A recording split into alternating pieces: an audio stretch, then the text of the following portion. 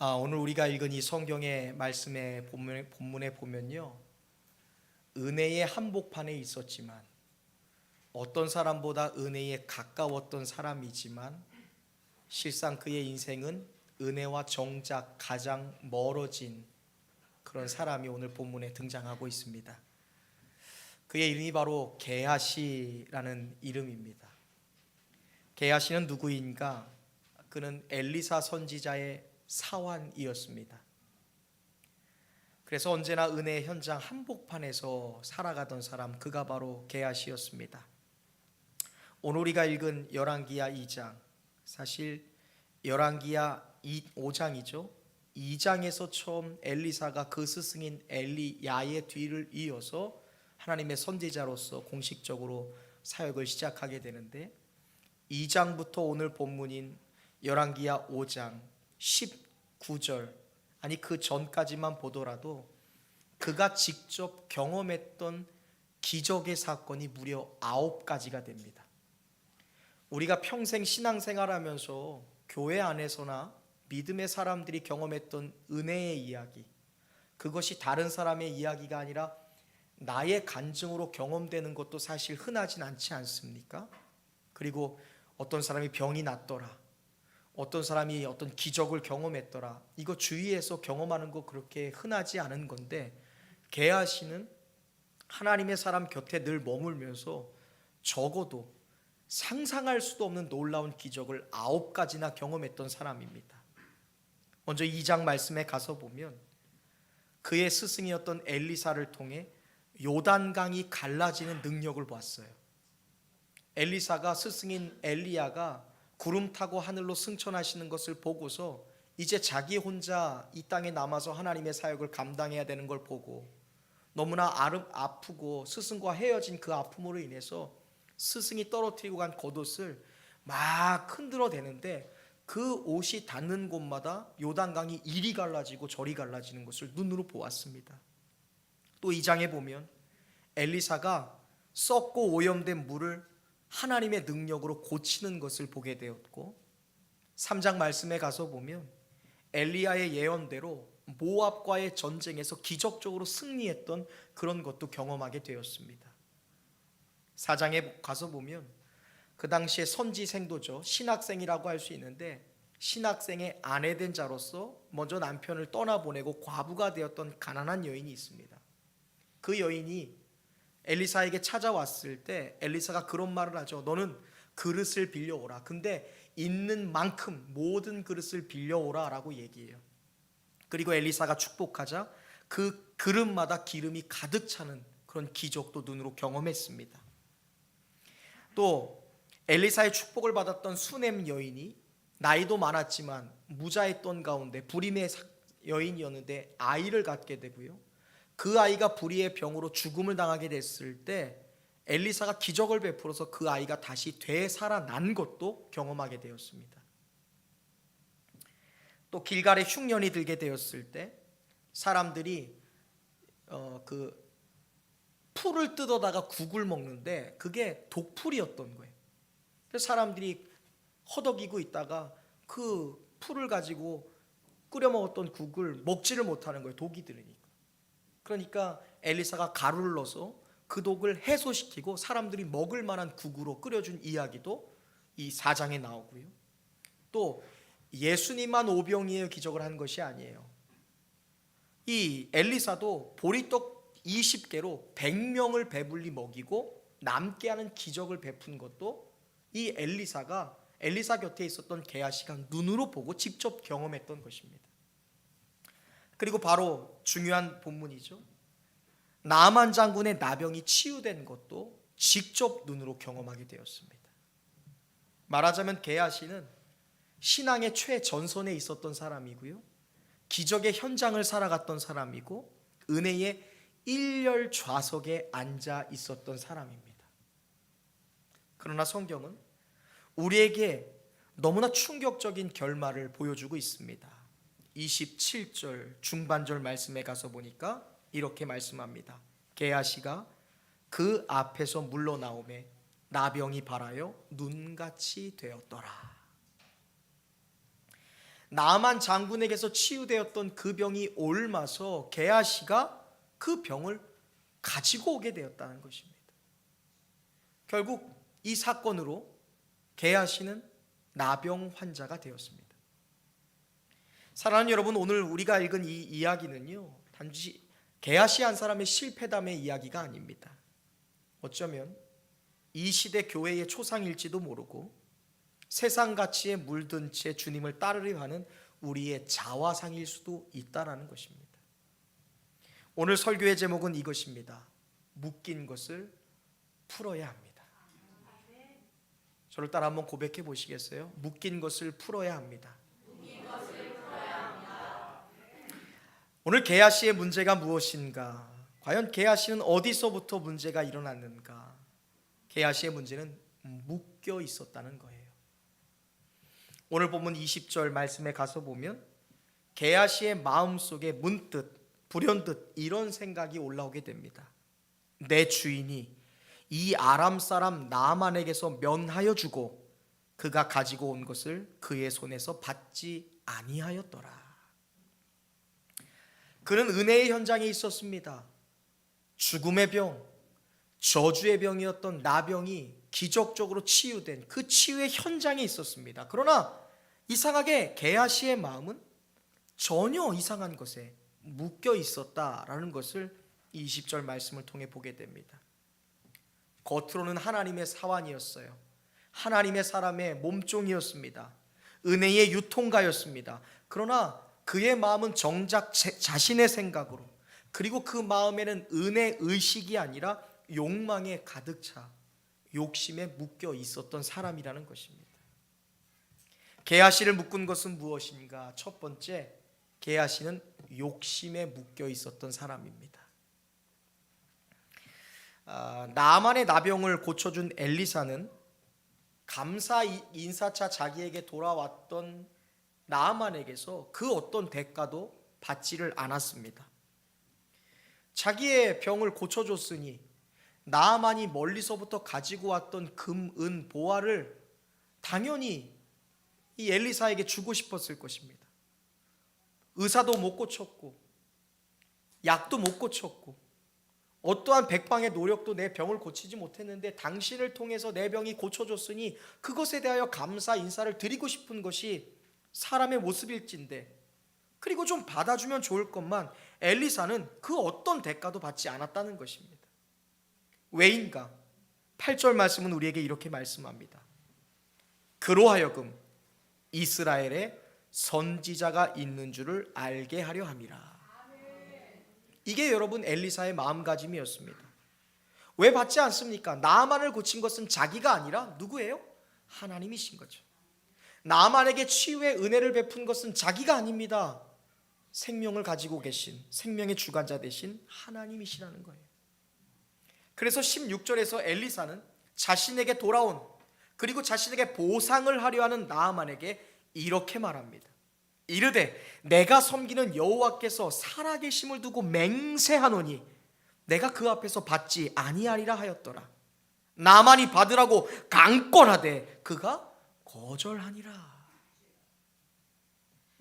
나는 아무것도 받지 않겠다. 하나님이 베푸신 은혜를 내가 어찌 인간으로서 보상받을 수 있겠는가? 하나님이 하셨건만 어찌 그것을 내가 가로채랴. 여러분, 이것이 바로 엘리사의 마음이에요. 그런데 오늘 본문에 나오는 게하시는 그 스승의 결정을 따르지 않았다라고 성경은 말씀합니다. 20절에서 그가 속으로 이렇게 말하는데요, 중반절에 보니까 내가 그를 쫓아가서 무엇이든지 그에게서 받으리라. 이것을 아마 우리가 이해할 수 있는 언어로 생각해 봤어요. 왜? Why not? 왜 안 돼? 우리가 달라고 한 것도 아니고 자기가 먼저 주겠다는데, 그리고 내가 준 게 있으니까 그한테 받는 것이 있다면 이것은 당연한 것이 아닌가? 그냥 받으면 뭐 어때? 너무나 합리적인 생각입니다. 그런데 여러분, 욕심이라는 것은요, 언제나 합리적인 얼굴을 가지고 우리에게 찾아온다는 것을 여러분 기억하시길 바랍니다. 이 정도는 괜찮아. 아마 하나님도 이해하시지 않겠어? 이 정도쯤이야. 내가 안 믿는다는 것도 아닌데, 주님을 떠난다는 것도 아닌데, 이 정도는 어때? 문제는 욕심은 절대로 이 조금에서 멈추지 않는다는 것입니다. 여러분, 우리가 잘 아는 가룟 유다가 처음부터 예수님을 팔 생각을 했을까요? 아니에요. 가룟 유다는 수백만 명의 유대인 가운데 예수님을 따라 나섰던 사람이에요. 그분을 위해서, 그분을 인한 인생을 선택했던 사람이 바로 가룟 유다였습니다. 그러나 가룟 유다는 돈괴를 맡았고, 그 돈괴에서 조금 훔치다가 결국 주님마저 팔아 넘겼다는 것입니다. 욕심은 거기에서 시작되는 거예요. 아주 작은 것으로부터. 사람이 욕심에 한번 묶이면 그 순간 은혜는 결국 도구가 된다는 것을 오늘 게하시의 모습을 통해 보게 되는 것입니다. 그래서 우리에게 중요한 것은 바로 욕심에서의 묶임을 풀어버려야 된다는 것입니다. 두 번째 게하시를 묶은 것은 거짓이었습니다. 게하시는 그 순간 나아만을 쫓아갑니다. 그리고 나아만에게 그런 말을 하죠. 22절 말씀인데요, 너무 중요합니다. 여러분, 욕심에서 끝나지 않는다는 것, 욕망에서 멈추지 않는다는 것을 여러분 이 말씀을 통해 보세요. 욕심은요, 우리로 하여금 망하게 하는 첫걸음이 돼요. 한번 22절 같이 읽어보겠습니다. 읽습니다. 시작.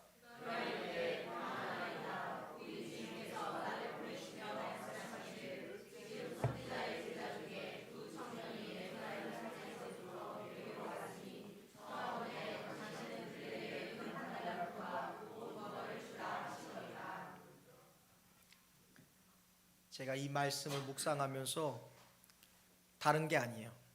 그냥 우리가 잘 아는 표현이라면 새빨간 거짓말이다. 완벽한 거짓말이에요. 여러분, 욕심은 반드시 거짓을 동반합니다. 무엇보다 큰 문제는 지금 게하시가 하나님의 이름을 팔아서 나아만에게, 그것도 이방인에게 거짓말을 하고 있다는 점이에요. 우리가 읽었던 22절에서 말하는 주인, 우리 주인께서라는 표현인데, 이게 우리가 봤을 때는 단순히 내 주인하면 자기가 사안이니까 자기의 주인인 엘리사를 지칭하는 것처럼 보이죠. 그런데 절대 그렇지 않습니다. 이게 그냥 그렇게 단순한 표현이 아니에요. 히브리어로 아돈이라고 되어 있습니다. 아돈. 어서 좀 많이 들어본 어감 같지 않으세요? 아도나이, 주인, 주님, 주권자, 바로 하나님의 이름입니다. 지금 게하시가 거짓말을 하는 거예요. 욕심에 이끌려서. 근데 그 거짓을 말할 때 누구를 들먹여요? 아도나이, 주님을 들먹이고 있어요. 나의 주권자께서, 나로 하여금 행동하게 하시는 분께서, 나로 하여금 열심히 달려오게 하신 분께서, 내게 생명을 주신 내 하나님께서 이렇게 하라고 하셨습니다. 왜냐하면 알거든요. 나아만이 보상하려 할 때 강권하지만 어때요? 엘리사는 받지 않았어요. 근데 아는 거예요. 엘리사 위에 누가 계세요? 하나님이 계세요. 하나님의 이름을 들먹이면서 사건은 바뀌었다. 내 주인의 마음이 바뀌었다. 하나님이 하시라는데 내가 순종할 수밖에 없지 않느냐, 지금 이 말을 하는 거예요. 이것은 비단 게하시만의 문제가 아닙니다. 오늘날도 마찬가지예요. 우리 성도들이 늘 자주 하는 말이 있어요. 제가 하나님께 기도해 봤는데요, 이게 하나님의 뜻인 것 같아서요. 이게 하나님을 위한 것입니다. 사실은 들여다보면 내 욕심이고 내 뜻인데 너무나 아무렇지도 않게 하나님의 이름을 들먹인다는 것이죠. 또 우리가 자주 말하는 것이 무엇일까요? 하나님을 배제하고 무엇인가를 선택하고 뒤에 가서 말합니다. 어쩔 수가 없었어요. 이게 최선입니다. 우리가 너무나 자주 변명을 하고 핑계를 대보지만 여러분, 하나님은 절대 속지 않으세요. 사람은 속일 수 있습니다. 사람의 눈은 속일 수 있는데 하나님의 눈은 절대로 속일 수 없습니다. 사람은 그냥 모른 척 넘어갈 수 있어도 절대 하나님께는 통하지 않아요. 왜? 하나님은 만홀히 여김을 받으시는 분이 아니기 때문에. 오늘 보면 27절 너무나 충격적인 결론의 말씀입니다. 그러므로 나아만의 나병이 너에게 들어 너의 자손에게 미쳐 영원토록 이르리라. 게하시가 그 앞에 물러나오매 나병이 발하여 눈같이 되었더라. 욕심이, 거짓이 되돌이킬 수 없는 큰 문제를 만들어냈다는 것이죠. 게하시는 결국 나병에 걸립니다. 근데 우리가 알아요. 이 나병이 어디서 온 건지. 이 나병이 원래 누구의 것이었습니까? 네, 은혜 밖에 있던 사람의 것이에요. 하나님 없이 살던 인생의 것입니다. 나만의 병이었습니다. 그러나 은혜를 받고 은혜를 입었던, 은혜를 알았던 나만은 치유가 됐고 깨끗해졌습니다. 반면에 은혜의 현장에 있었던 게하시, 은혜의 일렬 좌석에 앉아 있었던 게하시는 오히려 그 나병을 떠안은 인생이 되었다라고 성경은 말해요. 이게 바로 성경이 말씀하고 있는 영적 역설입니다. 은혜를 안다고 결코 우리가 은혜에 산다라는 것과는 연관이 없을 수 있어요. 그래, 하나님의 은혜지, 십자가가 은혜지, 예수님의 십자가의 구속의 은총이 얼마나 귀한 것인가, 은혜를 안다고 은혜를 산다고 말할 수 있습니까? 주일날 교회 와서 예배 드린다고 우리가 절대로 일주일 동안 죄에서 자유한 것이 아닙니다. 성경책을 읽었다고 우리가 성경의 말씀이 나의 삶에 살아있는 레마의 말씀이라고 확신할 수 있나요? 직분이 있다고 세상에 묶이지 않는 것이 아니더라고요.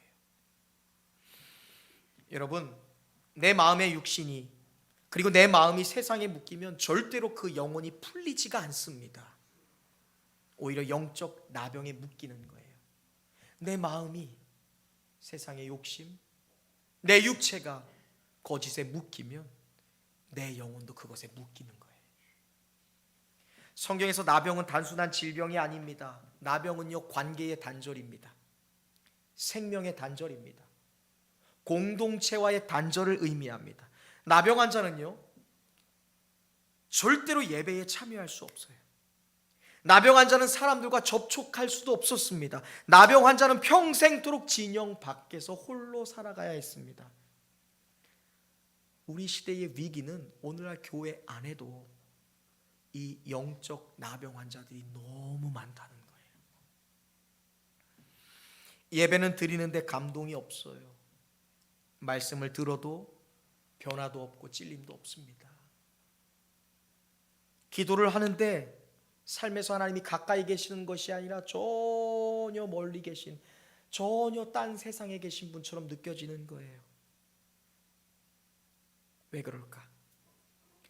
왜 은혜의 한복판에 있는데, 왜 하나님의 기적의 일렬 좌석에 앉아 있음에도 영적 나병 환자가 되는 것일까? 우리는 게하시의 모습을 통해 보게 되는 거예요. 묶여 있기 때문에 내 마음이, 내 육신이 다른 것에 묶여 있으니까. 우리가 사울이라는 사람을 잘 알 것입니다. 사울은요, 평생 미움과 시기에 묶여서 평생 다윗을 쫓아다니다 살다가 죽음을 맞이하게 됩니다. 압살롬은 잘못된 권력욕에 묶여서 아버지 다윗을 몰아내고 반역을 일으켰다가 죽음을 당하게 되는 거예요. 삼손은 잘못된 사랑에 묶였습니다. 블레셋 여인과 함께 하다가 힘과 사명을 잃어버린 채 사람들의 웃음거리가 되었다라고 성경은 말씀하고요. 롯의 아내는 소돔의 화려함에 묶여서 그 성을 빠져나올 때 뒤를 돌아보았다가 소금 기둥이 되어버렸다라고 말씀합니다. 게하시는 물질에 묶여서 엘리사가 거절했던 나아만의 선물을 거짓말을 써서 가로챈으로 결국 나병이 걸리고 말았다라고 말씀하고요. 사도 바울의 동역자였던 데마는 세상을 사랑하는 마음에 묶여서 결국 믿음을 버리고 떠나가 버렸다라고 성경은 말하고 있어요. 미움과 식에 묶인 사람, 돈과 성공에 묶인 사람, 정욕과 쾌락에 묶인 사람, 세상을 사랑함에 묶인 사람, 겉으로는 전혀 문제가 없이 멀쩡해 보이지만 그 육신과 마음이 세상 속에 묶여 있으면 반드시 그의 영혼은 병이 들 수밖에 없다는 것을 오늘 본문을 통해 말씀하고 있는 것입니다. 26절에서 엘리사가 게하시에게 이렇게 말합니다. 지금이 어찌 은을 받으며, 어찌 지금이 옷을 받으며, 어찌 지금이 양이나 소나 종을 받을 때이냐. 이것은 묻고 있는 거예요. 지금이 어떤 때이냐. 여러분, 지금 우리의 삶은 어떤 때인가요? 지금 작금의 시대가 어떻습니까? 영혼이 무너지고, 가정이 흔들리고, 진리가 사라져가고, 우리 육신의 건강에 황신호가 들어오고, 우리의 신앙의 감동은 무뎌지며, 부모 세대의 믿음은 전혀 사라지고, 다음 세대는 교회를 떠나는 세대, 그것이 바로 우리의 시대예요. 그럼에도 세상은 여전히 편안함과 즐거움과 성공과 자기 만족에 묶여 있다는 것이죠. 오늘 우리가 읽었던 이 열왕기하 5장의 본문의 말씀이 우리에게 던지는 질문은 바로 이것입니다.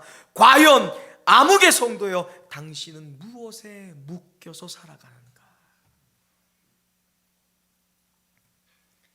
우리 중에 어떤 사람은 마음의 상처에 묶여서 누군가를 용서하지 못하는 분이 계실지도 모르겠습니다. 시기심과 비교심에 묶여서 다른 사람의 성공과 즐거움을 기뻐하지 못하는 그런 마음에 묶여 있을 수도 있고, 돈에 묶여서 사람을 따르고, 돈에 묶여서 세상의 문화와 가치를 따르는 사람도 있을지 모르겠습니다. 어떤 이들은 정욕과 쾌락에 묶여서 거룩함, 성도로서의 사명과 성도로서의 정체성을 잃어버린 사람도 있을지 모르겠습니다. 어떤 사람은 사람과의 약속에 묶여서 예배 앞에 나오지도 못하고 주님 앞에 머물지도 못하는 그러한 인생이 되어버렸을지는 모르겠습니다. 사랑하는 성도 여러분, 작금의 시대는 겉보기에는 너무나 자유로운 시대 같지만 실상은 가장 많이 묶인 시대를 우리가 살고 있습니다. 자유롭게 살아가는 것처럼 보입니다. 아, 너무 자유로워, 너무 편안해 보여. 그러나 우리는 늘 무언가에 묶여서 살아간다라는 것이 성경의 평가입니다. 오늘 저와 여러분이 하나님 앞에서, 그리고 말씀 앞에서 우리의 삶을, 우리의 마음을, 우리의 인생을 한번 정직하게 들여다볼 수 있기를 바랍니다. 과연 나는 무엇에 묶여 있는가? 우리를 매이고 있는 사슬이 없어 보여도요, 겉으로는 우리가 너무나 자유로운 것처럼 보여도요, 실상은 미움에 묶여 있을 수도 있고, 비교의식에 묶여 있을 수도 있고, 돈에 묶여 있을 수 있고, 쾌락과 사랑과 즐거움에 묶여 있을 수 있고, 사람들의 시선에 묶여 있을 수 있고, 인정 욕구라는 것에 묶여 있을 수도 있다는 것입니다. 그래서 우리가 교회는 나오지만, 예배는 드리지만 게하시처럼 은혜의 주변만 맴돌고 있었던 것은 아닌가. 저는 오늘 저와 여러분들이 이 자리에서, 그리고 이 예배가 끝나기 전에 주님 앞에서 우리를 묶고 있는 모든 것을 풀어 주님의 십자가 앞에 내려놓을 수 있기를 간절히 소망합니다. 그리고 오늘 우리가 오직 예수 그리스도의 사랑의 줄에 묶여서, 그리고 주님의 임재 안에 갇혀서 나는 주님이 아니면 아무것도 할 수 없는 인생입니다. 주님, 내 인생의 운전대를 주님이 잡아 주시옵소서. 그렇게 나의 인생을 주님께 맡기는 저와 여러분의 인생 되기를 간절히 소망합니다. 오직 예수께 묶임으로, 그리하여 진짜 나의 영혼이 살게 되는 저와 여러분이 되시길 주님의 이름으로 축원합니다. 기도하겠습니다. 하나님, 너무나 자유분방하게 사는 것 같은데 어떠한 제약도 없이, 어떠한 제한도 없이, 어떠한 규제도 없이 자유롭게 살아가는 것 같지만 그 자유로움은 결국 무언가에 묶여 있다는 증거가 아니겠습니까? 세상의 즐거움, 정욕들, 필요가 아닌 욕망에 따라서 소비하고 살아가는 것들, 사람들과의 약속, 내 계획, 내 뜻, 내 의지, 시선, 내 마음, 내 감정에 묶여서 하나님 살아계신 말씀, 그 은혜의 안에 있으면서도 진정 은혜를 누리지 못하는 영혼이 병든 자의 모습이 혹여나 우리의 모습은 아닙니까? 주님, 새해가 시작되었습니다. 다시 새롭게라는 비전을 주셨는데 오직 마음을 새롭게 함으로 변화를 받을 수 있기를 원합니다. 주여, 나를 묶고 있었던 것이 무엇이든 그 묶고 있었던 것을 풀어버리고 예수의 십자가 앞에 내려놓게 하여 주옵소서. 그리고 오직 예수 그리스도의 사랑의 줄에 매이게 하셔서 나의 인생을 아름다운 영광의 일로 인도해 가시는 아버지 주님 안에 살아가는 하나님의 사람 되게 하여 주시옵소서. 예수 그리스도의 이름 받들어 감사드리며 간절히 기도하옵나이다. 아멘.